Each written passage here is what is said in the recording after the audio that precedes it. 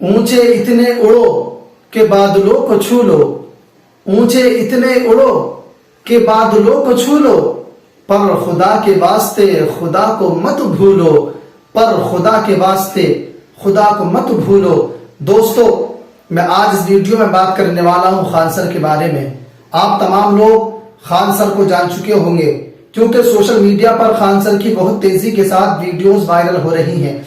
वही खान सर जिसका यूट्यूब पर एक चैनल भी है और उस यूट्यूब चैनल पर 10 मिलियन फॉलोवर्स हैं, उसी खान सर के बारे में बात करने वाला हूं। मैं ये बात करने वाला हूं कि खान सर, आप सर हैं, आप अपनी हैसियत में रहिए, आप अपनी औकात में रहिए। एक टीचर का काम ये होता है कि जब टीचर अपने स्टूडेंट्स को पढ़ाता है, लेक्चर देता है, तो वो टीचर तमाम लोगों को एक साथ लेकर के चलता है। और आप लोगों को बांटने की बात करते हैं। हिंदुस्तान का आईन, हिंदुस्तान का संविधान क्या आपको इस चीज की इजाजत देता है कि आप किसी के मजहब के बारे में, आप किसी के मजहब को टारगेट करना शुरू कर दें? टीआरपी बढ़ाने के लिए आप जो मन में आए वो कह देते हैं।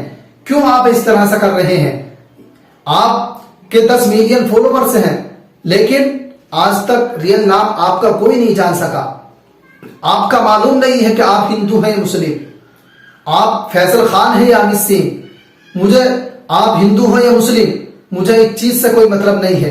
आप फैसल खान हैं या अमित सिंह हैं, मुझ पर कोई फर्क नहीं पड़ता, आप कुछ भी हैं। और याद रखिए, अगर आप इस्लाम को टारगेट करेंगे, अगर आप मुसलमानों के खिलाफ बातें करेंगे, आप ये कहते हैं कि मुसलमानों ने पंचर लगाने का रजिस्ट्रेशन करा रखा है, आप कभी मदरसा छाप बोलते हैं, कभी मुसलमानों को जिहादी बोलते हैं, क्या आपको हिंदुस्तान का आईन, हिंदुस्तान का संविधान आपको ये इजाजत देता है कि आप किसी के मजहब पर टिप्पणियां करना शुरू कर दें, आप किसी के मजहब को टारगेट करना शुरू कर दें? क्या हिंदुस्तान का संविधान ये आपको इजाजत देता है कि आप किसी भी मजहब को उठा लें और आप उस पर टिप्पणियां करना शुरू कर दें?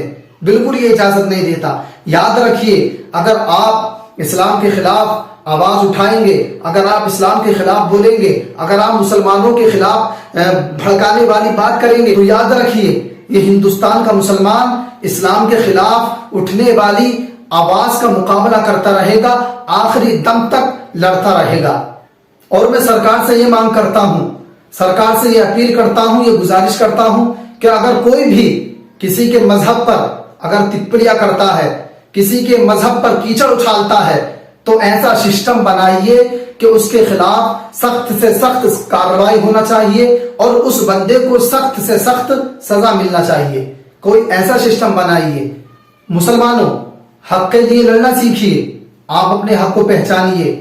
हिंदुस्तान पर आपका भी हक है, आप हिंदुस्तान के आईन, हिंदुस्तान के संविधान को पहचानिए और इस्लाम के खिलाफ उठने वाली आवाज का मुकाबला कीजिए। याद रखिए, अगर आप जुल्म के खिलाफ ना बोलेंगे, अगर जुल्म के खिलाफ आप अपनी आवाज नहीं उठाएंगे, तो आप जितना जुल्म को सहेंगे उतना ही आप पर जुल्म किया जाएगा।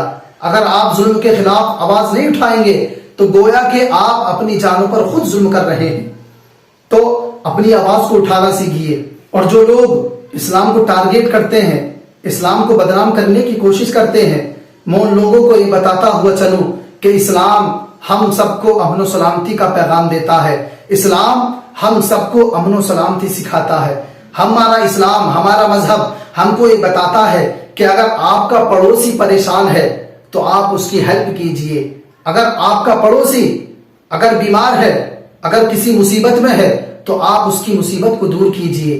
अगर भूखा है तो आप उसको खाना खिलाइए। कहीं ऐसा ना हो आपका पड़ोसी भूखा सो जाए। ये हमारा इस्लाम हमको ये बताता है। और इसमें यह नहीं है कि आपका पड़ोसी सिर्फ मुसलमान हो, कोई भी हो सकता है।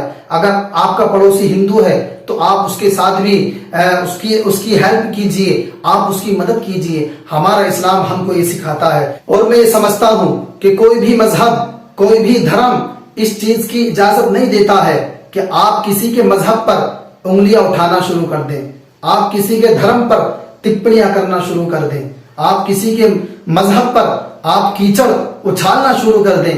कोई भी मजहब, کوئی بھی دھرم یہ اجازت نہیں دیتا ہے کہ آپ کسی کے خلاف اپنی آواز اٹھائیں، آپ کسی کے خلاف آپ کو بلا وجہ آپ کسی دوسرے کو ستائیں۔ کوئی بھی مذہب، کوئی بھی دھرم اس چیز کی اجازت نہیں دیتا۔